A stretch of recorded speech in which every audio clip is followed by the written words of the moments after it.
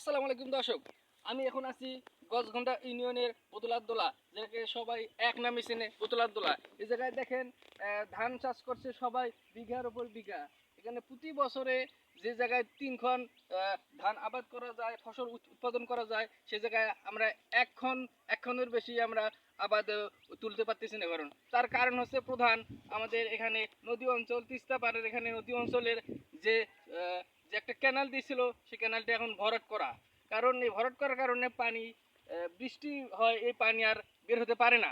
তার কারণে ক্যানালে সব বন্ধ করা, পুল নাই, সুইচ গেট নাই, সব পানি বন্ধ থাকার কারণে পানি অনেক জমে গেছে। পানি ধান মানুষ নিতে পারতেছে না ঘরের মধ্যে।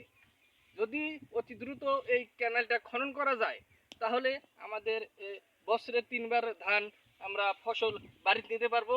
এখান থেকে বিভিন্ন দেশ বিদেশে ধান রপ্তানি হবে, ধান থেকে মানুষ হার খেতে পারবে।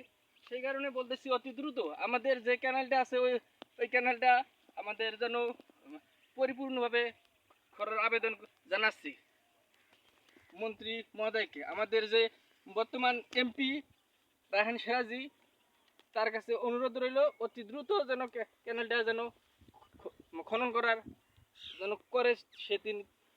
ধন্যবাদ। দেখেন দর্শক বিন্দু, আমাদের কত কষ্ট, ধান নিয়ে আসতেছে কিন্তু অনেক পানি ভরাট, তিনি আসতে পারতেছে না। এই পানির কারণে একমাত্র আমাদের এই ক্যানেলের জন্য, এই ক্যানেলটা অতি দ্রুতভাবে খনন করা হোক। দেখেন অনেক কষ্ট করে মানুষ সেখানকে ধান নিয়ে যাচ্ছে, আসতে পারতেছে না। কত কষ্ট হচ্ছে এখানে আসার জন্য, অনেক কষ্ট। এই কষ্ট সহ্য করার মতো না।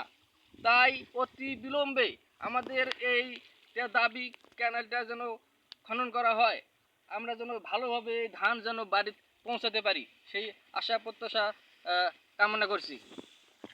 বাস, ওকে।